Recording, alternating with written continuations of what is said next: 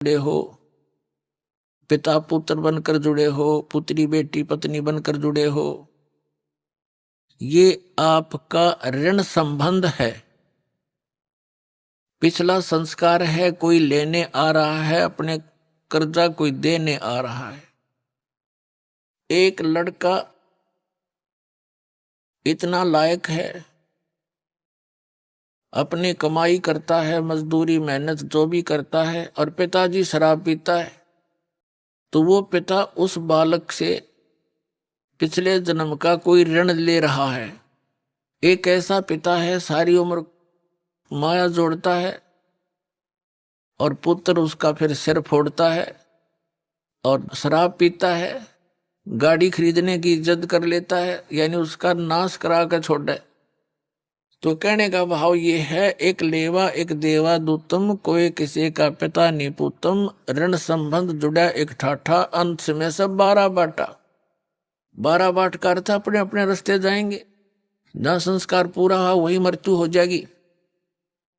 जब तक आप कबीर परमेश्वर की शरण में इस दास के माध्यम से नहीं आओगे, तब तक आपका एक जैसा भी संस्कार है वही मिलेगा, उसमें कोई परिवर्तन नहीं हो सकता।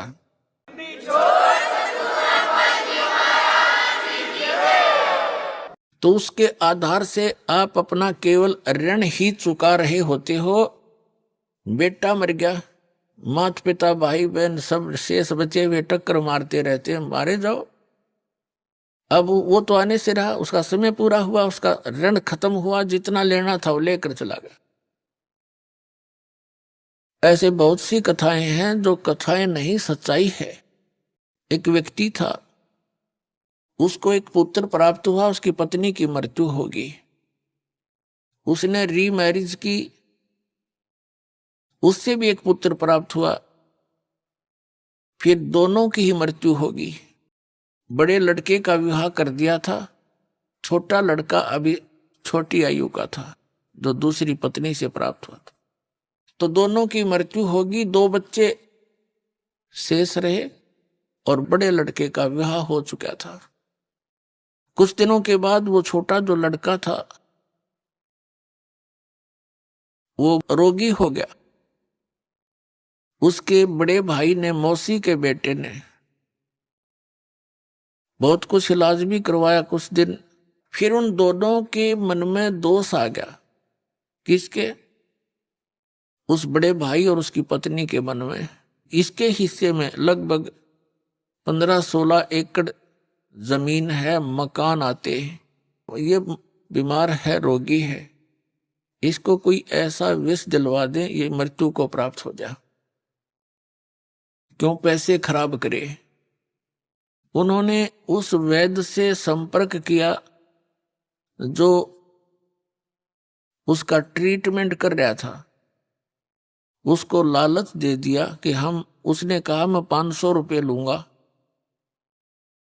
और इस काम न कर दूंगा। उसको 500 रुपये दे दिए। उसने ऐसी औषधि दे दी, विष डालकर के वो लड़का मृत्यु को प्राप्त हो गया। अब बात समाप्त हुई, भाई बच्चा बीमार था, मर गया, कोई ऑब्जेक्शन, कोई शंका किसी को नहीं हुई। लेकिन भगवान से कैसे छुपा देंगे हम। अब क्या होता है कि 1 वर्ष के बाद उनको पुत्र हुआ। इकलौता पुत्र के लाड प्यार में न्यौछावर हो गए। अच्छा खाना खिलावे, बड़ा लाड प्यार से पाले।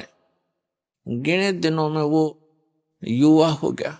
जब 16, 17, 18 वर्ष का हो गया तो उसका विवाह कर दिया। पहले बाल विवाह की प्रथा थी, तो विवाह कर दिया। विवाह होने के बाद वो बालक बीमार हो गया, रोगी हो गया, असाध्य रोग हो गया। अब वो तो अपना बेटा था, इसलिए इलाज कराना अनिवार्य था। सब जगह झाड़ फूक वालों से इलाज कराया, वैद्यों से महंगी दवाई दिलवाई, आसपास सब जगह लुटपट लिए, लेकिन फिर भी रोग में कोई लाभ नहीं। और कुछ आधे से अधिक जमीन को भी सेल करके बेच के वो धन भी बच्चे के ट्रीटमेंट पर लगा दिया। एक दिन वो दोनों बैठे बैठे उस बच्चे के मुंह की तरफ देख रहे थे। चारपाई पकड़ चुका था, अस्थि पिंजर शेष था।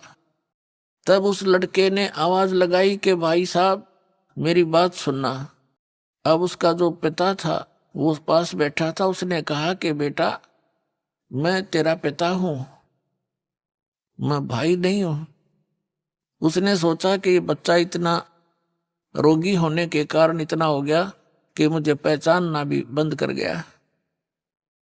तब उस लड़के ने कहा कि तू मेरा भाई है, और सुन ले बात सारी, तूने मुझे विष देकर मरवाया था और मैंने वो अपना ऋण चुका लिया है, आधी जमीन से भी ज्यादा तेरी बिक चुकी है, और ईब तेरा और मेरा एक कफन और लकड़ी का हिसाब किताब शेष रह रहा है, वो इकट्ठी कर ले। मैं तेरा वही भाई हूं, तेरे पुत्र के रूप में जन्मया हूं। अब आंखें खुल गई उनकी। कहने लगा भाई बात सुन, मेरा तो कुल नाश हो गया, क्योंकि इकलौता पुत्र था और आश्रय ही नहीं, 20 वर्ष से ऊपर विवाह को हो गए हैं, उसके बाद कोई संतान नहीं। मैंने तो जैसा किया था मेरे को परिणाम मिल गया, और मिलना चाहिए था मेरे जैसे नीच ने। पर भाई एक बात और बता दे, जो लड़की तेरे विवाही आई है इसका के दोष है? अब उसमें सती प्रथा थी, पति मरने के बाद उसकी पत्नी को जीवित जलाया जाता था लकड़ियों में। उसने पूछा कि इस लड़की का क्या दोष है जो तेरी पत्नी है? तब उस लड़के ने बताया कि वो वैद्य कहाँ है जिसने मुझे जहर दिया था, विष दिया था। उन्होंने बताया कि आपकी मृत्यु के 2-3 वर्ष बाद उसकी मृत्यु हो गई थी। उस लड़के ने बताया कि ये मेरी पत्नी वो वैद्य है, इस दुष्ट को अब सजा मिलेगी। यूं कहकर वो प्राण त्याग गया।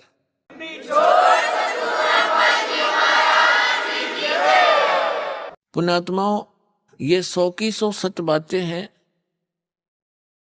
क्योंकि जब तक हमें परमात्मा का डर नहीं होता हम इनको काना पर टाल देते हैं। कोई ये क्या सोचता है कि वैसे कथाएं नहीं। कबीर साहब कहते हैं तुमने उस दरगाह का मैल नहीं देखा, धर्मराज के तिल तिल का लेखा।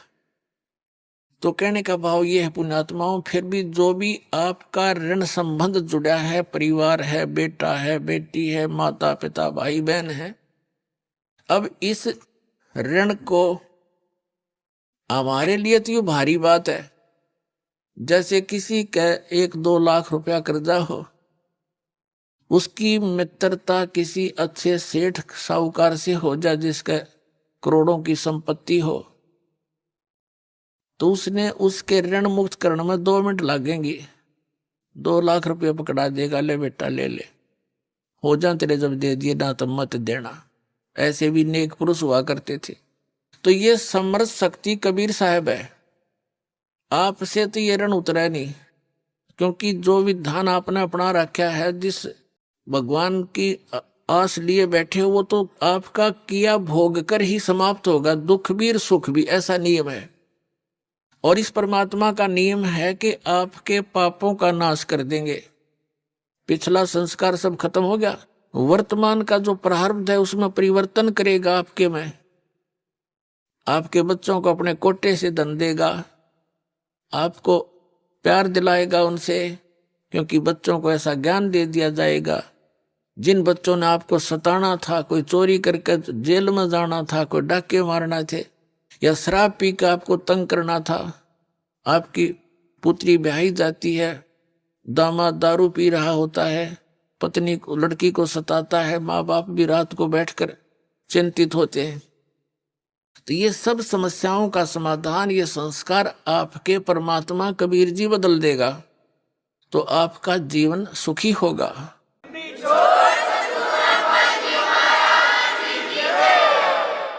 और रही बात जिनके संतान नहीं है, ये सत्कर मान लेना उनका कोई ऋण शेष नहीं है, वो तो कति किनारे पे बैठे मोक्ष के पे, जब थोड़ी सी बुद्धि रखते हो तक। जब तक आप समाज ने देखोगे तो यही जूते खाओगे। सभी महापुरुषों ने कहा है कि लोक लाज मर्याद जगत की तन जो तोड़ बगावे, जब कोई राम भगत गत पावे। लोक लाज ना कीजिए निर्भय हो रहिए, यो मन संतों दीजिए तो गोविंद पाइए। जैसे मीराबाई से उसकी मां ने कहा था सत्संग में जाना मीरा छोड़ दे, सत्संग में जाना मीरा छोड़ दे। हाय मारी लोग करें तकरार, सत्संग में जाना मीरा छोड़ दे। हाय मारी लोग करें तकरार, सत्संग में जाना मीरा छोड़ दे। मीराबाई ने एक का बात कही थी, सत्संग में जाना मेरा ना छोटेरी, सत्संग में जाना मेरा ना छोटेरी। हारी चाहे जड़ के मरो संसारे, सत्संग में जाना मेरा ना छूटेरी। हारी चाहे जड़ के मरो संसारे, सत्संग में जाना मेरा ना छूटेरी।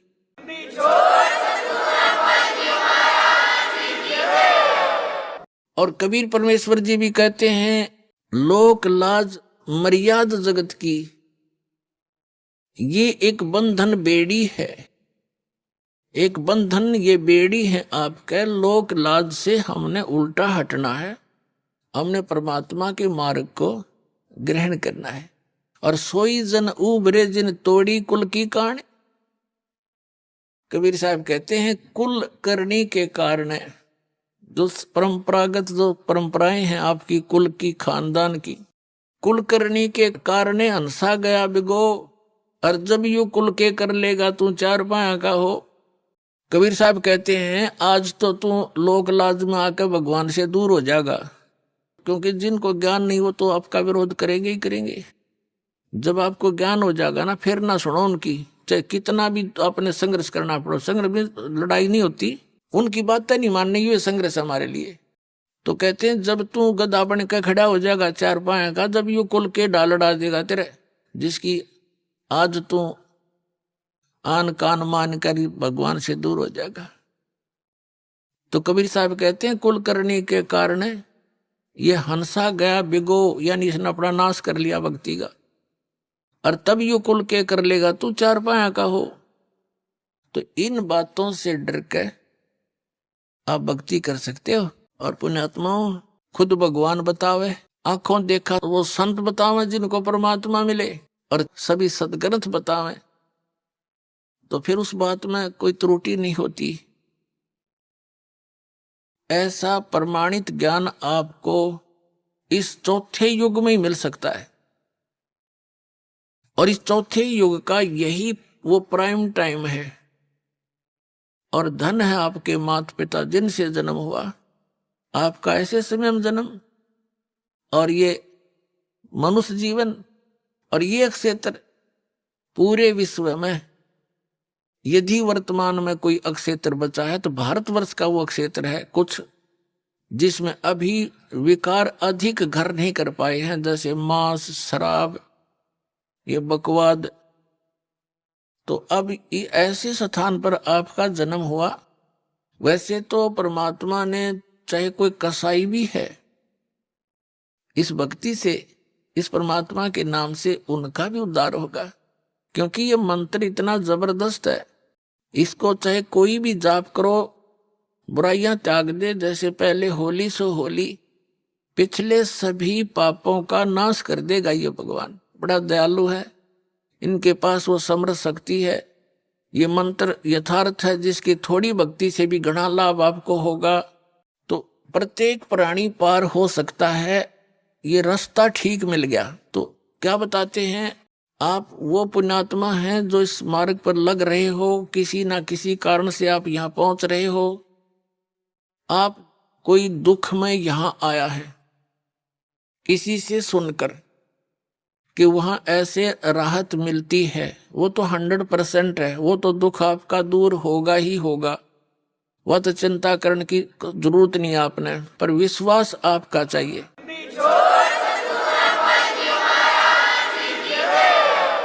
और जब तक दुख दूर नहीं होंगे तो भक्ति में रुचि नहीं बन सकती, कभी भी नहीं बने। और जब आपके एक संकट निवारण होंगे, आपकी आत्मा गदगद होगी और अधिक भक्ति करने दिल करेगा। आपको विश्वास दृढ़ होना चाहिए, मर्यादा में रहना पड़ेगा। जिस दिन आप इन परंपराओं के उलझन से निकलकर सतमार्ग ग्रहण करके और मर्यादा में भक्ति करना प्रारंभ कर दोगे, उस दिन तो आपको गिनती नहीं होगी कितने सुख आपको देगा भगवान।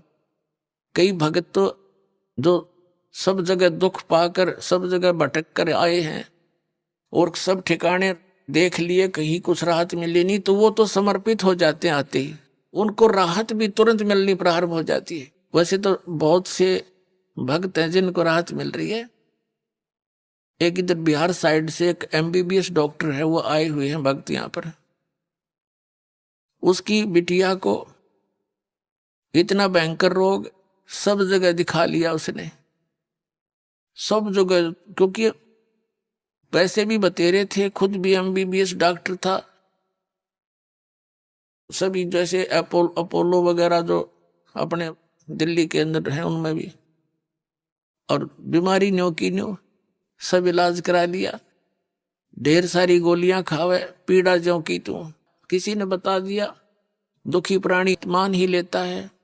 उसने ये भी देख लिया था कि मैंने कोई ठिकाना नहीं छोड़ा, सब जगह जा लिया, जो मर्यादा बताई सारी स्वीकार करी, और हफ्ते पीछे लड़की स्वस्थ होगी।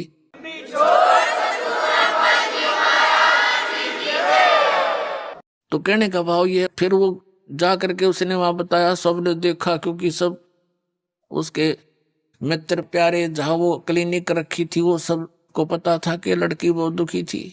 ये कह रहा था कि मैंने कई इंजेक्शन देने पड़ते थे डेली, पेन किलर के, फिर भी नहीं चिल्लाया करती थी। और यहाँ ते कह दिया था गोली दवाई मत देना, क्योंकि आपने जो कसर छोड़ नहीं रखी। उसी दिन से वो दवाई छोड़ दी थी उस बेटी ने, आज तक स्वस्थ है वो, 2-3 महीने की बात होगी।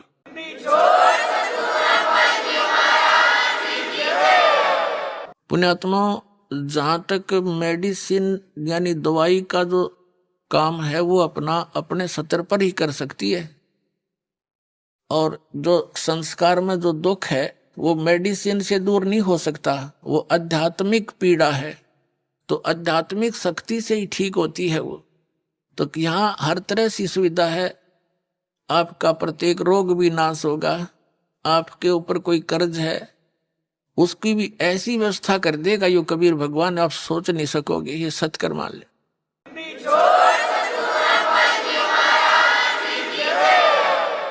जैसे 2 नंबर से जो कमाई करते हैं, हेरा फेरी करके, मिलावट करके, चोरी करके, रिश्वत लेकर, ये तो विष का काम करेगा आपके, एक दिन देख लेना। आपको पता नहीं, अभी तो देखम देखा लग रहे हैं सभी।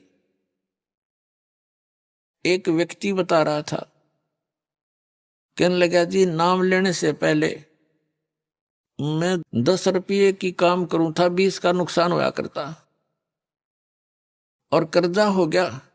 आज से 10-15 वर्ष पहले की बात है, 1-1.5 लाख रुपया कर्जा। 10-15 साल पहले 1 लाख राज के 10 लाख कर्जा, समझ लो। इतना दबाव था उसके ऊपर, दीक्षा ली, कुछ अटपट भी कराया करता, वो बंद करवाई, शराब पीना, मांस खाना, और कोई मिलावट नहीं करेगा, जो भी तू काम करेगा नियत से कर, देख भगवान की रजा देखना। तो उसने क्या किया, दृढ़ हो गया वो कि मेरी हेरा फेरी तय और सारी बकवादा थी, कर्जा तो कम होता नहीं, मैं इनकी सारी बात मान के देखता हूं। 1 वर्ष के अंदर अंदर क्या हुआ, उसका एक मित्र था, उसके पास कुदरती चला गया, 2-3-4 वर्ष के बाद मिला था उससे। उसने कहा तू एक काम कर कि मेरी यहां से ट्रांसफर होगी, उसका मित्र था, कोई अधिकारी था, और एक प्लाट है मेरा यहाँ पर, इसको तू ले ले। वो कह रहा था, मैंने कहा मेरे पास पैसा तो एक भी नहीं है। कहना फिर दे दिए, तू इसको ले ले, संभाल लेगा, मैं जाता हूं दूर, और ये मेरी पत्नी का नाम है, तू अपने नाम करा ले। पैसे दे दिए जब हो तेरे पे। अब उसने उसके नाम, अपने मित्र के नाम प्लाट करा दिया। कुछ उसकी इंक्वायरी की समस्या थी। अब परमात्मा 100 कारण बना दिया अपने भगत के लिए कि 4 महीने के बाद क्या हुआ, उसके साथ से एक बाईपास निकल गया। पहले वो 100 रुपये रेट था, तो जब 400-500 हो गया एकदम, वो कहने लगा जी। उसके 5-6 महीने के बाद एक व्यक्ति आया, प्रॉपर्टी डीलर। वो नाम नूम देख के किसका है, उसने कहा प्लाट बेच ले। अब भाई ले ले। मैंने बेचना था नहीं अभी, मैं सोचू था और बड़ी कीमत हो जा। मैंने उसके 1.5 लाख रुपये मांगे और मेरे हिसाब से वो 40,000 का था। 16,000 का मुझे पड़ा था उस समय। मैं सोच रहा था 40,000 का हो गया होगा बस गणित गणा। तो कहने का भाव ये है, हमारा सौदा 1,40 में हो गया। और मैंने सोचू देख मूर्ख कड़ा फंसा हो। और वो न सोचा ये 500 रुपये का रेट हो रहा है, मूर्ख, इसने बेरा कोई नहीं होगा वहां के रेट का। अब दोनों का सूत आ गई और लेने वाले ने भी बेनिफिट, बेचनी है जी आ गया। तुरंत तो बयाना दे गया, नहीं बता 30,000 रुपये बयाना दे गया। तीसरे दिन रजिस्ट्री करा ली। रजिस्ट्री करा ली, जब पता लगा मैंने होता है उसका रेट गणा हो रहा था। पर मेरा सब्र हो गया कि भगवान मेरा कर्जा भी उतर गया, 10-20 दौरे भी रह गए। तो परमात्मा कहते 100 सीधर मैं करूं अपने जन के काज, और उसका मित्र का भी दे दिया उसमें। तो ये परमात्मा जो व्यवस्था करेगा जीव नहीं कर सकता उसको, ये पल्ला गांठ लगा लियो अपने।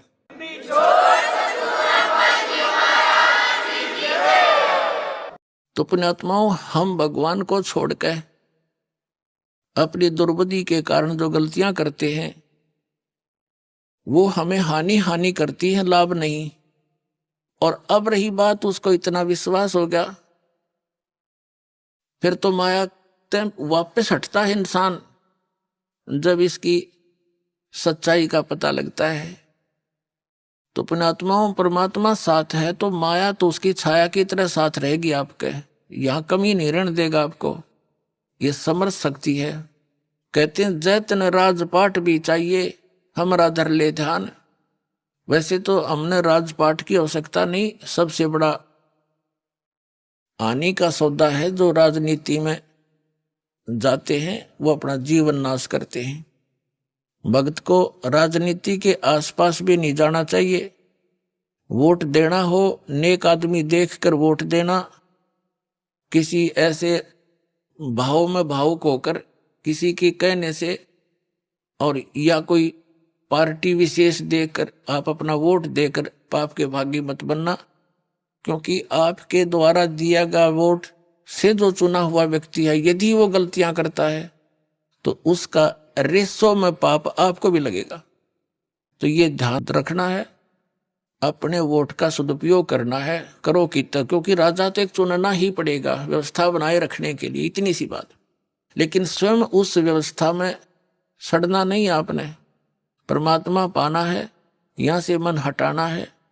और यहाँ के राजाओं की क्या स्थिति है, हम इतिहास पढ़ा करते हैं। मोहम्मद गौरी ने इतनी बार चढ़ाई करी, 16 बार चढ़ाई करी, फिर विजयी हुआ। विजयी होकर के कला तोड़ दिया, इतने तो मानस आदमी मरवा दिए।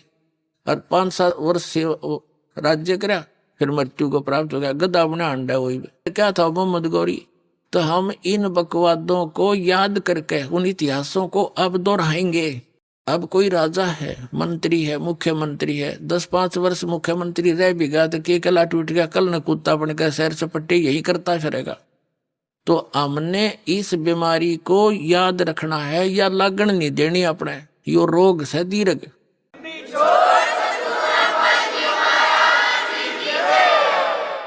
अब जैसे क्या याद दिलाते परमात्मा, सर्व सोने की लंका थी वो रावण से रणधीरम, एक पलक में राज विराजी जम के पड़े जंजीरम, मन तू सुख के सागर बसरे भाई और न ऐसा यसरे। जैसे कोई अच्छा राजनेता हुआ है और उसकी मृत्यु के उपरांत उसकी यादगार में उसका स्टेच्यू बना दिया, मूर्ति कोई पत्थर पीतल की, 1 वर्ष में उसका सत्कार करने जाते हैं राजनेता माला डाल देते हैं, दीप जला देते हैं, उसकी आरती उतार देते हैं, और शेष समय में मनमाना वही राजनेता और कौवा बड़का अपने स्टैचू पे ऊपर बैठ कर बीट करता हो सिर पे। बता के जस हुआ क्या यश हुई है? इस झूठे लोक में यदि आपने सफलता पानी है, यहाँ की मर्यादाओं की तरफ झांकना नहीं है, वही हमें हानि करती है। हम यहाँ के ठाठ बाट देखकर हम भी बह जाते हैं। तो परमात्मा कहते झूठे सुख को सुख कहे ये मान रहा मनमोद, ये सकल चबीना काल का कुछ मुख में कुछ गोद। तो ये सब काल का आहार है, काल व्यवस्था है। काल व्यवस्था से ऊपर उठेंगे तभी हम परमात्मा पाएंगे।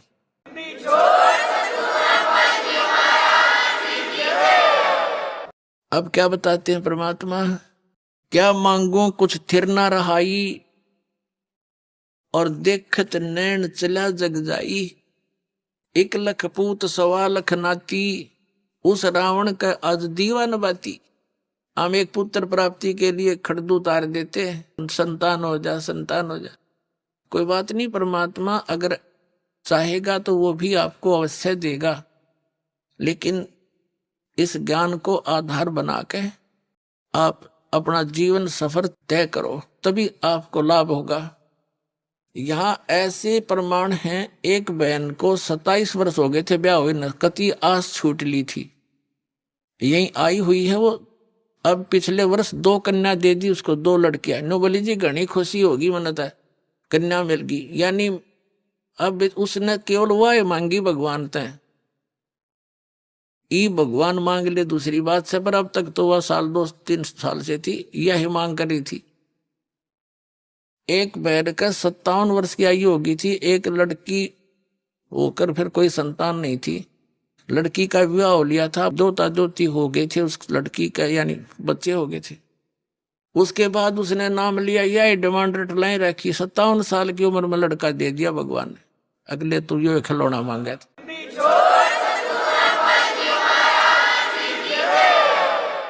तो पुण्यात्मा, हम ये खिलौने मांगते हैं, इन खिलौनों ने जो मांगना बंद कर देंगे ना, जब भक्ति हमारी सफल होगी। कबीर साहब कहते हैं, होले सुहागण सुरता त्यारे, मालिक गिरी जाना है तो होले सुहागण सुरता त्यारे, मालिक घर जाना है तो होले सुहागण सुरता त्यारे, मालिक घर जाना है तेरा सोन सखर बरतार, मालिक घर जाना है। क्या बताते हैं?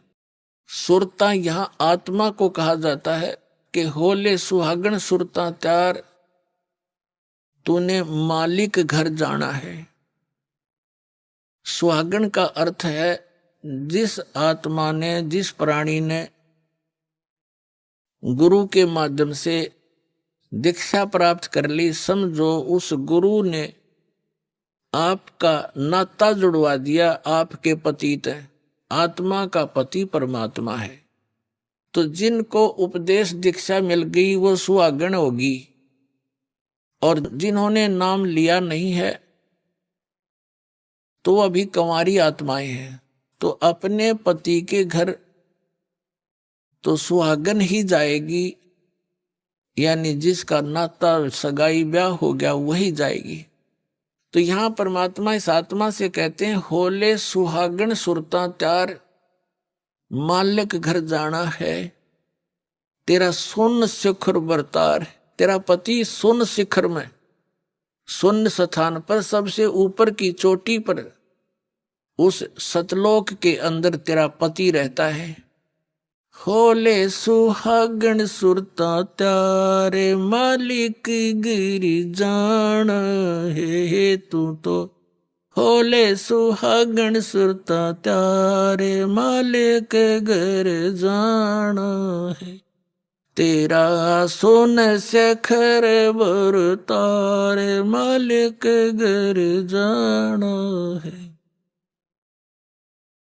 नाले धोले ओढ़ पैर लेकर 16 श्रृंगार, नाले धोले ओढ़ पैर लेकर 16 श्रृंगार, आज नहीं तय तड़के परसों आवेंगे तेरे लड़िया रे, मालिक घर जाना है तू तो होले सुहागन सुरता तारे, मालिक घर जाना है।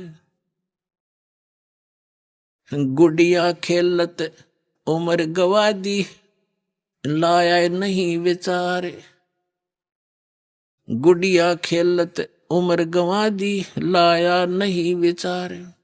अब क्या बताते हैं परमात्मा कि जो गुड़िया का खेल खेल रहे हो आप, तुमने इस ज्ञान को आधार नहीं बनाया। जैसे पहले समय में क्या होता था, बच्चों की पढ़ाई पढ़ोई नहीं होती थी, लड़कियां उनका केवल जैसे जब तक माँ के घर पर रहती थी अपना जैसा भी जिसका कर्म था वो कार्य किया करती थी, और फिर अपने पति के घर जा करके अपने क्रिया में व्यस्त हो जाती थी। तो जब तक लड़की छोटी होती थी, छोटी छोटी लड़कियां क्या करती थी, जैसे बड़ी बहनों की या बुआ की जिसकी शादी हो चुकी होती है उसके लिए पहले दहेज तैयार करा करते। और हमने देखा हमारी जो बड़ी बहनें थी उनके लिए घर पे ही टेलर को बुला लिया जाता था, और वो ऐसी व्यवस्था थी, ऐसे थे कि जैसे ससुराल में ये एक दहेज दिया जाता था ससुराल वालों के लिए। आगे वालियों की 25 तीड़, तीड़ माने सूटों के सेट, और फिर उन तगलियां के और 10 न्यारे, लड़की के अलग से, सासू ससुरिया के, नंदा के न्यारे। तो ऐसे वो बनाया करते थे, उनको अलग अलग सेट करके रख दिया करते थे, ये लेने देने की, ये पहनने की। तो छोटी लड़कियां जो देखा करती थी तो फिर वो क्या करती थी, जो टेलर आता था कपड़े सिलता था उसमें से छोटे छोटे टुकड़े बच जाते थे, वो छोटी बहन उठा लेती थी और उनको ऐसे उनकी तह बना बना कर रख लेती थी, एक गठड़ी बांध लिया करती। ये 25 तीड़ अगली की, ये 15 पछलियां की, या गुड्डों की, 10 गुड्डी की, 10 दुल्हे के, एक गुड्डा बना लेती अपना, एक गुडिया उन्हीं कपड़ों में थे, 2 बना लेती थी, और फिर उनका ब्याह करती थी। फिर उनके कपड़े, ये तेरी दूसर की, ये तेरे फलाने की, वह गठड़ी बांध लेती। और उसके उस चीथड़ों में से कोई दूसरा भाई बहन एक आध चीथड़ा निकाल लेता, वो टुकड़ा रो रो कर रोदन मचा देती। वह उसको कोई पूछता बेटी क्यों रो रही है बहन, तो वह कहा करती हाय मेरा सूट निकाल लिया, हाय मेरा सूट निकाल लिया। अरे क्या किसा सूट था, वो फिर उसने धमकाओ ला इसका सूट का, वो लिखा इतना चीथड़ा वो इतना कपड़ा, उसने नो कहा यू था, हाँ यू है, यू दे मेरा उल्टा है। फिर वह शांत होगी। उस चीथड़े ने वह सूट मान रही थी तिल। और जब उस बेटी का विवाह हो जाता है, युवा हो जाती है, तो फिर उसको ओरिजिनल तो दूल्हा मिले, वो तो गुड्डा गुडिया गेल खेला करती, और ओरिजिनल सासू ससुरिया का बेरा पट्टे, ओरिजिनल सूट दिखे उसने। फिर उसको कोई ये कहे कि तू आजा गुड्डा गुडिया का खेल खेल ले, सपने में भी ना खेल लेवा। तो पुण्यात्माओं, जब आपको उस सतलोक वाले दुल्हे का ज्ञान हो जाएगा, सब आत्माओं का एक का पति है, वो एक ही मालिक है, और फिर वहां जो सुख होगा, आप यहाँ संसारिक इन सुखों को, एक बेटा हो जाए, एक बेटी हो जाए, कार हो जाए, कोठी हो जाए, कहते ये तो गुड्डा गुडिया के खेल हैं, और ये असंग जन्म हो गए तुमने खेल त्याने, ये गुड्डे भी समाप्त, तुम भी नष्ट, और फिर गधे गधी बनकर फिर धक्के खाते फिरो। अब क्या बताते परमात्मा, जिन बहनों की इस लोक लाज में आके, वैसे विशेषकर बहनों को ज्यादा प्रेरणा रहती है, क्योंकि ये माइया जो होती है, कोई ना कोई आकर उसका इंजेक्शन लगा जाती है, हे भगवान एक बालक तो चाहिए था इसका, वह ना चाहती ना फिर भी उमंग पैदा कर दिया उसके। और इस ज्ञान से पुण्यात्माओं यो कति नाश हो जाएगा जब थोड़ा सा ध्यान दोगे, सच्चाई से परिचित हो जाओ। फिर भगवान देव तो उसको उसी ढंग से हम डील करेंगे और प्यार से रहेंगे। भगवान की भक्ति बच्चों से भी कराएंगे, आप भी करेंगे, उनका भी मोक्ष हो जाएगा। और भगवान चाहता है कि तुम पीछा छुटवाओ यहाँ से, तो फिर जानबूझ का अपने गल में लठ बांधना आना चाहिए। जैसे पशु का गले में एक बांध दिया कर दे खुट्टा सा, नौ चालन दे गट्टिया पे लग गए, और फिर भी आपने शौक है तो वो भी बांध देंगे, कोई चिंता ना करियो कि देखो इस बात में दुख मान जा।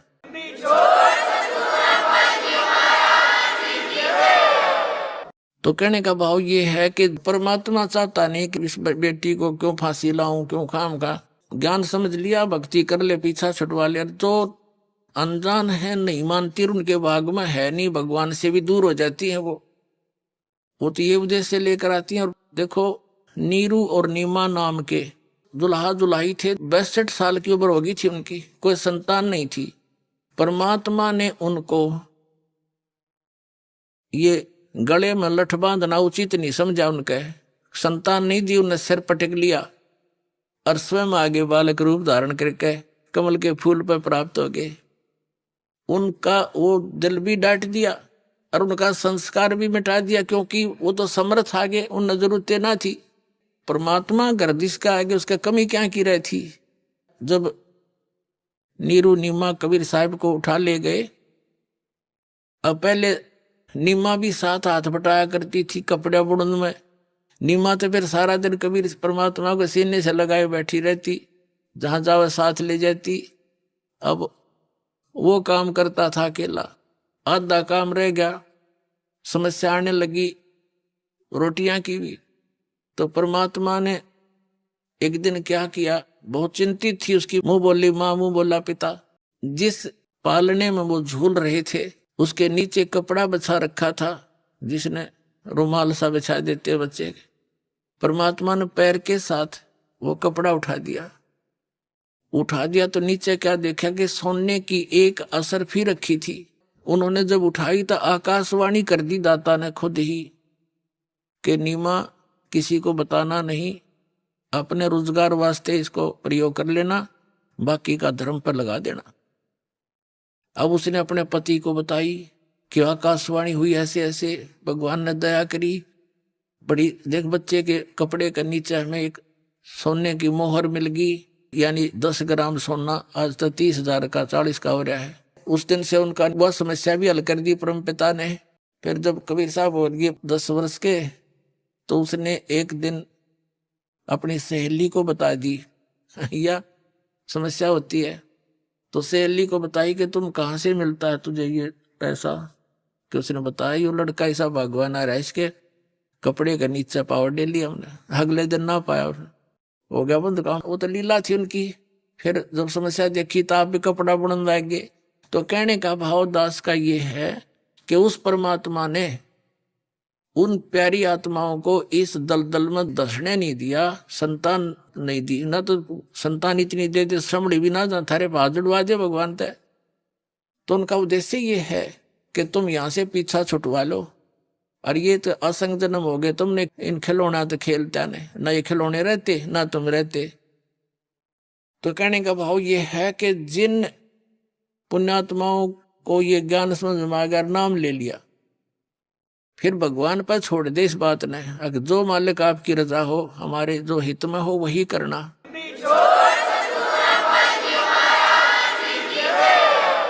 फिर भी जो उद्देश्य यही लेकर आते हैं, तो मालिक नहीं चाहता कि इनको क्यों फांसी डालूं, और वो नाम त्याग जाते हैं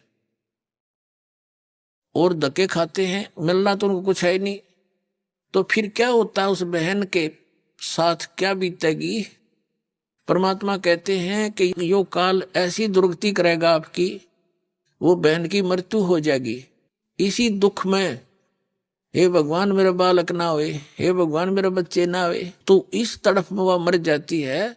तो काल तो विलियन है, ये तो खलनायक है। ये क्या करता है कि ले अब के तेरे को बच्चे बच्चे दे देता हूं, अगले जन्म में उसको कुतिया की योनि मिलती है। एक टाइम में वह 8 बच्चे पैदा करेगी। फिर नु कहेगा ले तू बच्चे पैदा करके छक ले। तो वह दुर्गति जाकर वाई खड़ी कर ली, अपने जी ने साका पैदा कर लिया, समस्या। और परमात्मा कहते हैं होले सुहागण सुरता त्यारे मालिक गिर जाना है हेतु तो। होले सुहागण सुरता त्यारे मालिक गिर जाना है तेरा। सुन शेखर बर तारे मालिक गिर जाना। नाले दोले ओड पैर लेकर 16 श्रृंगार। आज नहीं तय तड़के परसों आवेंगे तेरे लड़िहारे मालिक गिर जाना है तू तो। होले सुहागण सुरता त्यारे। तेरे साथ की कितनी जाली तू क्यों लारी वार। तेरे साथ की कितनी जाली तू क्यों लारी वार। गुड़िया खेलत जन्म गवाया लाया है नहीं विचारे मालिक गिर जाना है तू तो। होले सुहागण सुरता त्यारे है तेरा। सोन शेखर बर तारे। सतगुरु मारे बानिया है करते बनज व्यवहार। सतगुरु मारे बानिया है करते बनज व्यवहार। बिन डांडी बिन पालड़े है तोले दिया संसारे मालिक घर जाना है तू तो। होले सुहागण सुरता त्यारे है तेरा। सोन शेखर बर तारे मालिक गिर जाना। सोन शेखर में सेज पिया की हंसे हंसे कर ले प्यार। सोन शेखर में सेज पिया की हंसे हंसे कर ले प्यार। कहे कबीर सुनो मेरी सजनी लूटो वो अजब बहार। मालिक गिर जाना है तू तो। होले सुहागण सुरता त्यारे मालिक गिर जाना। इसमें क्या समझाना चाहा परम पिता ने? पुण्यात्माओं, हर तरह के वचन बोले परमेश्वर ने।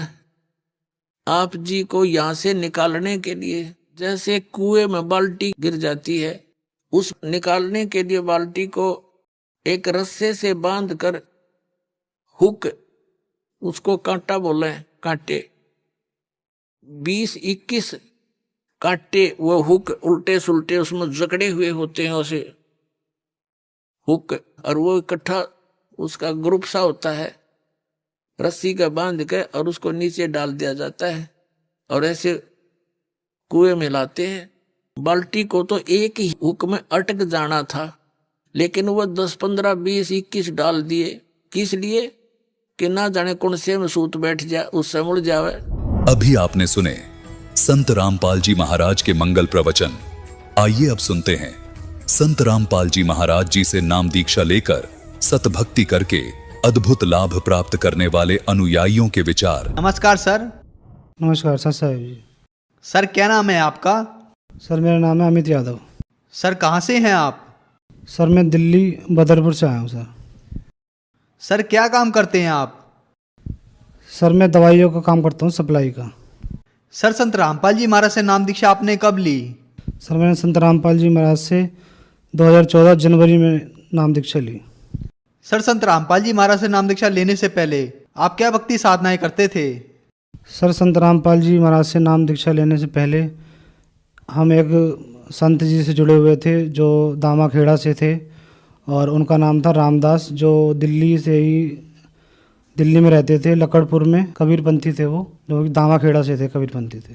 सर आपने बताया कि आप दामाखेड़ा पंथ कबीर पंथियों से जुड़े हुए थे, तो जो भी भक्ति साधनाएं आप करते थे उनसे आपको क्या लाभ मिले? सर लाभ तो कोई नहीं होता था, बल्कि हम बहुत नशा करा करते थे उस टाइम पे और बहुत बिगड़ गए थे बहुत ज़्यादा।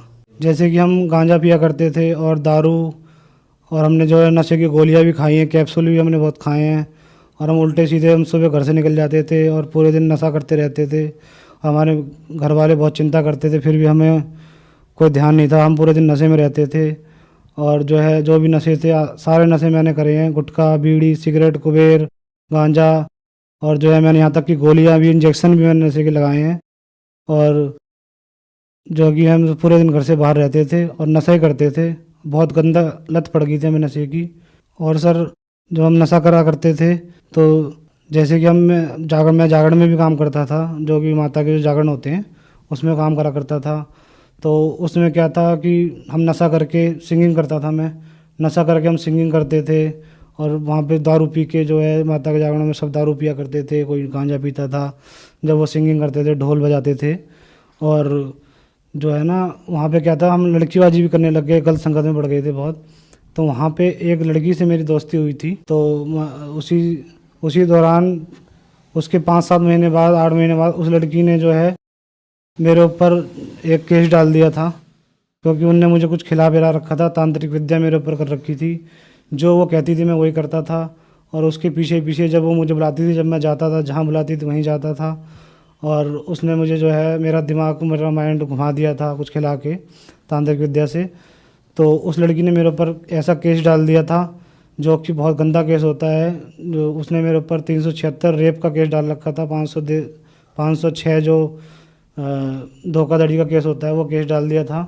तो इस चक्कर में मेरे को जो है अगले दिन जब उन्होंने केस डाला था उसके बाद मेरे को पुलिस पकड़ के ले गई थी, उठा के ले गई थी। पहले मुझे कोर्ट में ले गई थी, तो वहाँ मुझे जज ने और वकीलों ने और पुलिस वालों ने बहुत डराया धमकाया कि तेरे को 7 साल की सज़ा हो जाएगी और तूने ऐसा गंदा कर्म क्यों करा। मैंने उनको बताया कि सर मैंने ऐसा कुछ नहीं करा, फिर भी उन्होंने मुझे वो डरा धमकाया कि भाई अगर ये साबित हो गया तो तेरे ऊपर जो है 7 साल की सज़ा हो जाएगी। उसके बाद मेरे को वो दिल्ली तिहाड़ जेल में ले गए, जहाँ मुझे उन्होंने बंद कर दिया। और उसके बाद मैं बहुत रोया, बहुत दुखी हुआ। और फिर मुझसे वहाँ काम भी कराया करते थे वो बहुत, जैसे हमारे माता पिता जी जो दामाखेड़ा से जुड़े हुए थे, जो कि रामदास जी गुरु जी थे, जो उनसे जुड़े हुए थे, उनकी भक्ति करते हुए हमारी सिस्टर थी, छोटी बहन थी जो मेरे से छोटी थी, वो एक दिन जो है किसी कारणवश वो फल फ्रूट लेने गई थी। वहाँ एक बड़ा नहर है, नाला है, उस नाले में भीड़ के कारण वो गिर गई। फिर उसके बाद हम उसके ढूंढते रहे, उनकी लाश जो है तीन दिन बाद हमें जो है 50-60 किलोमीटर दूर जाके उस नहर में मिली, जो कि बहुत फूल गई थी। इतनी भक्ति हम करते थे उनकी, दामाखेड़ा वालों की, फिर भी हमारी बहन के संग ऐसा हुआ और उनकी लाश से फूल गई थी, इतनी बदबू आ रही थी उसमें। जो हमारे दामाखेड़ा जी गुरु थे उनसे हमने बोला ऐसा कैसा हो गया, तो उन्होंने कोई जवाब नहीं दिया इसके ऊपर। और हम बहुत परेशान रहते थे। और जो है मैं तिहाड़ जेल में था उस टाइम पे, बहुत दुख थे। और इसी दुख के कारण पापा मम्मी कई संतों के पास, कहीं बहुत तांत्रिकों के पास जाया करते थे कि इसका कुछ इलाज मिले, क्या करें, बहुत बिगड़ गया लड़का। जब मैं जेल में गया उससे पहले पापा को टीबी की बीमारी थी, और टीबी की बीमारी में हमने डॉक्टरों को बहुत दिखाया, उसमें आराम नहीं आता था। हमने आयुर्वेदिक जो वैद्य थे एक, उनको भी दिखाया था, उनकी भी दवाई हमने लगातार 1 साल लगभग ली, उससे भी हमें आराम नहीं आया। जब दामाखेड़ा जो गुरुजी थे उनकी हम भक्ति करते थे, दामाखेड़ा से जो रामदास जी, उनकी भक्ति से हमें कोई लाभ नहीं मिला और हमें जो है कष्ट पे कष्ट उठाने पड़ रहे थे। सर फिर आप संत रामपाल जी महाराज की शरण में कैसे आए? सर जब मैं तिहाड़ जेल में था, जब हमारे माता पिता ने साधना चैनल पे जब सत्संग देखते थे, वो टीवी पे साधना चैनल उन्होंने लगाया, जब संत रामपाल जी महाराज का सत्संग उन्होंने सुना तो उनकी आत्मा रोई, क्योंकि हम पहले से कबीरपंथी थे, तो हमें मालिक का, परमात्मा के बारे में इतना ज्ञान संत रामपाल जी महाराज हमारे माता पिता को सुनाया, उन्होंने सुना, तो तुरंत अगले दिन वो आश्रम के लिए रवाना हो गए नाम लेने के लिए, और उन्होंने संत रामपाल जी महाराज से नाम दीक्षा ली। सर आपने बताया कि आप दामाखेड़ा पंथ कबीर पंथियों की भक्ति करते थे, उनसे आपको कोई लाभ नहीं हुआ बल्कि हानि हुई, आप मात्र 18 साल की उम्र में नशा करते थे, शराब पीते थे, हुक्का पीते थे, चेलम भी पीते थे, नशे की गोलियां भी खाते थे, यहाँ तक कि आप नशे के इंजेक्शन भी लगाया करते थे। आप नशे में बुरी तरह डूब गए थे। उसके बाद जागरण में जाते थे, नशा करते करते आप सिंगिंग करते थे। आपके ऊपर कष्ट ही कष्ट आए। तो फिर संत रामपाल जी महाराज की शरण में आने के बाद क्या आपको कोई लाभ भी प्राप्त हुए? जब मैं तिहाड़ जेल में था तो हमारे पिताजी बहुत दुखी थे। माता पिताजी जो हमारे गुरु थे रामदास दामाखेड़ा से, उनसे उन्होंने अरदास लगाई, पूछा कि इसका कुछ, हमारे बेटे का जो है इतना दुखी है, कष्ट है, इसको इसका निवारण करो और इससे इसका कैसे क्या करना है। तो उन्होंने सीधा जवाब दे दिया कि मैं इसमें कुछ नहीं कर सकता। जब मैं तिहाड़ में था, जो मेरे पे केस चल रहा था, तो हमारे माता पिताजी ने वकील कर रखा था। जब मुझे जेल में, तिहाड़ जेल में 15-20 दिन हो गए थे, तो उस वकील ने जो थे वो कुछ करता नहीं था। वो पैसे हम कम से कम 1-1.5 लाख रुपए हमसे ठग चुका था। कहता था बस निकलवा दूंगा और ये कर दूंगा, बोलता रहता था वो। लेकिन उन्होंने कम से कम 1.5 लाख रुपए हमारे माता पिता ठग लिए थे। जब सतगुरु रामपाल जी महाराज से हमारे माता पिताजी ने नाम लिया, उसके बाद लगभग 5-7 दिन बाद जब मेरी मिलाई के दिन था, उस दिन माता पिताजी मेरे से मिलने आए, तिहाड़ जेल में, दिल्ली में है जो। और मेरे को उन्होंने बताया कि बेटा, हमने संत रामपाल जी महाराज जो हैं बरवाला में, उनका आश्रम है, सत्संग, हम उनका सत्संग सुन के हमने उनसे नाम दीक्षा ले ली है, और आप भी ऐसा करा करो और संत रामपाल जी महाराज की जय बोल के प्रणाम करा करो, तो परमात्मा आप पे दया करेंगे। तो मैं जो है डेली, फिर पहले वहाँ जेल में मैं देवी देवताओं की, हनुमान जी की और शंकर जी की बहुत भक्ति करा करता था। फिर हमारे पिताजी ने जब से मना कर दिया, मैंने वो छोड़ दी और मैं प्रणाम करने लग गया, संत रामपाल जी महाराज से गुहार लगाने लग गया, परमात्मा से प्रार्थना लगाने लग गया, परमात्मा मुझे बताओ। और उसी के 4 दिन बाद रात का समय 8 बजे था, जब मैं बैरिंग के अंदर था और मैं बहुत माता पिता की याद आ रही थी और मैं उस टाइम रो रहा था, तो मेरी आवाज़ लगाई, जो वहाँ पुलिस वाले होते हैं उन्होंने आवाज़ लगाई अमित यादव के नाम से। तो मैं उठा, तो मैंने सोचा क्या हो गया, क्या मुझे और कहीं ले जा रहे हैं या मुझे मारेंगे। मैं बहुत डर गया था। लेकिन उन्होंने बोला कि भाई तेरी जो है बेल हो गई है और 9 बजे तेरे को जो है बाहर चले जाना। उन्होंने बोला था बाहर छोड़ के आएंगे 9 बजे। उस टाइम फिर मैं बाहर आया, फिर मेरे माता पिताजी मुझे मिले, बहुत रोए थे माता पिताजी, और मुझे घर ले गए। फिर अगले दिन मुझको बरवाला आश्रम संत रामपाल जी महाराज के पास ले गए, जहाँ मैंने सतगुरु रामपाल जी महाराज की दया से नाम दीक्षा ली। हमारे वकील थे जो, उन्होंने मुझे साइड में ले जाके बताया, और तेरे को बाज्यत बरी होगा तू, और ये मेरे बस की बात नहीं है, ये तुम्हारे जो गुरु हैं संत रामपाल जी महाराज, उनकी कृपा है। और ऐसे बहुत केस होते हैं, जितने भी केस हम पे आए हैं उन केसों में सब पे सजा होती है, लेकिन तेरा एक ऐसा केस देखा है तेरे गुरुजी की दया से जो तू बाइज्जत बरी हो जाएगा। और मैंने फिर पूछा वकील साहब से, मैंने वकील साहब क्या हुआ, तो उन्होंने बोला बेटा तेरी गुरुजी की दया से तू बाइज्जत बरी हो गया है, और ये तेरी गुरुजी की दया है, और इसमें हमारा कोई सहयोग नहीं है, संत रामपाल जी महाराज ने किया है। जब मैं संत रामपाल जी महाराज से नाम दीक्षा नहीं ली थी, उससे पहले मैं बहुत नशा करा करता था, नशे में पूरा घिर चुका था। उससे मेरे मम्मी पापा रिश्तेदार सब परेशान थे। जैसे मैं दारू भी पिया करता था और गांजा अफीम, और मैंने जो है गोलियां भी नशे की खाई है, इंजेक्शन भी मैंने लगाए, और गुटखा बीड़ी मैंने कुछ नहीं छोड़ा, जो भी नशा है सब नशा मैं करता था, और मेरा बुरा हाल हो चुका था। मैं सूख के एकदम में जैसे मरने की तरह हो जाते हैं, बिल्कुल सुकड़ा पतला सा हो गया था। और मुझे सब चिढ़ाया करते थे रिश्तेदार, मुझे हमारे माता पिता को बोला करते थे कि ये मर जाएगा। और जब मैंने संत रामपाल जी महाराज से नाम दीक्षा ली, तो ये सब नशे मेरे छूट गए और मुझे बहुत अच्छा मालिक की तरह से जीवन मिला। मैं एक लाभ और बताता हूँ कि जब मेरी शादी हुई थी, तो उसके बाद 1 साल हो गया, धीरे धीरे 2 साल हो गए, तो हमारे जो है बच्चे नहीं होते थे। तो 2 साल बाद हमें कई लोग बोलते भी थे, जैसे बोलने लग जाते हैं आस पड़ोसी या रिश्तेदार। तो हमारी वाइफ को भी बोलने लग गए थे, जो उल्टा सीधा आजकल समाज में बुराइयाँ फैली हुई हैं, ऐसे बोलने लग गए थे। तो हमने फिर सोच विचार करा, आगे फिर डॉक्टर को जो है दिखाया था। फिर डॉक्टर ने जो है टेस्ट किए थे, तो उसने बताया था कि आपके जो है बच्चा नहीं हो सकता है। और क्योंकि आप, फिर मेरे से पूछा था उन्होंने क्या क्या नशा करते थे, तो मैंने बताया था जैसे मैं गांजा पीता था और दारू भी पीता था, और मैंने जो है कैप्सूल खाए नशे के, इंजेक्शन भी लगाए हैं। तो उन्होंने बोला था कि जो धूम्रपान आप करते थे, नशे की वजह से आपके कीटाणु जो है नील हो गए हैं, और इसकी वजह से आप बाप नहीं बन सकते। तो जब मैंने संत रामपाल जी महाराज से उसके 1 साल बाद, मतलब शादी के 3 साल बाद, जब मैंने संत रामपाल जी महाराज से नाम लिया और मालिक से हृदय में अपने प्रार्थना लगाई मालिक से, तो फिर संत रामपाल जी महाराज की दया से फिर मेरे लड़का हुआ और उसके 1 साल बाद ही मेरे एक मालिक की दया से एक लड़की भी हुई संत रामपाल जी महाराज की दया से। और मुझे और भी कई लाभ हुए हैं, जैसे हमारी मम्मी थी, उनके मम्मी के ऊपर जो हमारी बहन नहर में गिर गई थी, उनको जो उनकी आत्मा थी जो उन्हें परेशान करा करती थी, घर में बर्तन फेंकती थी, हमारे पापा मम्मी को हमें मारती थी, उनके ऊपर आ जाती थी और वो बहुत दंगा करती थी घर में और सारा सामान तोड़ देती थी। तो हम उनको नाम दीक्षा लेने से पहले, संत रामपाल जी महाराज से नाम दीक्षा लेने से पहले, हम उनको एक सहारनपुर में कोई तांत्रिक बैठते हैं, उनके पास ले गए थे। तो उन्होंने हमें बताया था कि मैंने आपकी जो लड़की है उसकी आत्मा को बांध लिया है और अब ये नहीं आएगी। फिर हम घर आ गए थे, उसके 3 दिन बाद वो फिर आ गई और फिर वैसे ड्रामा करने लगी। और इससे हमें निजात जब मिली, जब हमने संत रामपाल जी महाराज से नाम लिया, जब से मम्मी बिल्कुल ठीक हैं और परमात्मा की सेवा करती हैं, भक्ति करती हैं। सर, जो समाज आज आपको देख रहा है, आप उन्हें क्या संदेश देना चाहते हैं? मैं सभी भगत समाज को यही संदेश देना चाहता हूँ कि पूर्ण परमात्मा धरती पे आ चुके हैं और संत रामपाल जी महाराज का सत्संग सुने साधना चैनल पर और ज्ञान को समझें, गीता वेदों में मिलाएं, किसी का कहना ना माने, किसी गुरु के चक्कर में ना पड़ें। गीता वेदों में संत रामपाल जी महाराज जो बताते हैं उनको मिलाएं और सतगुरु रामपाल जी महाराज से नाम दीक्षा लेके अपना कल्याण करवाएं।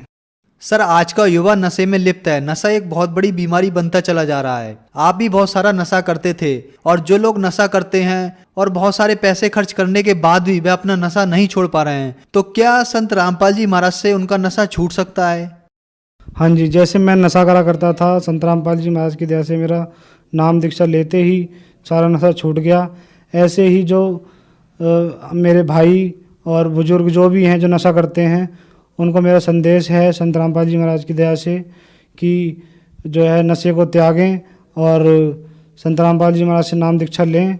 और संत रामपाल जी महाराज से नाम दीक्षा लिए बिना आपको नशा नहीं छुड़वा सकते। सरकार भी बहुत सी अभियान चलाती है नशे के ऊपर, और लेकिन उसमें कुछ फ़ायदा नहीं होता। अगर नशा छूट सकता है तो सिर्फ संत रामपाल जी महाराज की शरण में आके नशा छूट सकता है, अन्यथा कहीं नहीं।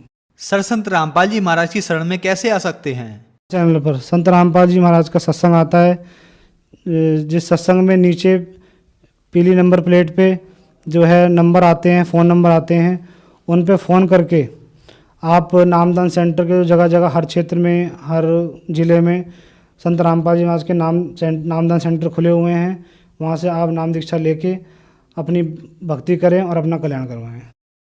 धन्यवाद सर। धन्यवाद सत साहिब जी।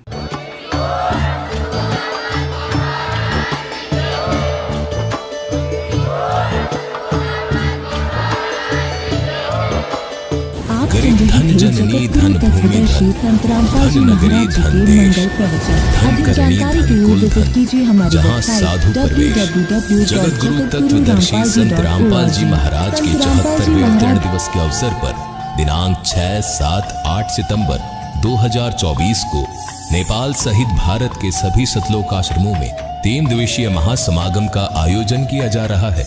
इस पवित्र अवसर पर 3 दिवसीय अखंड पाठ, विशाल भंडारा, विशाल सत्संग समारोह जैसे कई भव्य कार्यक्रम भी होंगे, जिसमें आप सभी नगर व ग्राम निवासियों को इस विशाल अद्वितीय भंडारे में सादर आमंत्रित किया जाता है। आयोजन स्थल का पता है सतलोक आश्रम धनाना धाम, सोनीपत, हरियाणा। इस कार्यक्रम का सीधा प्रसारण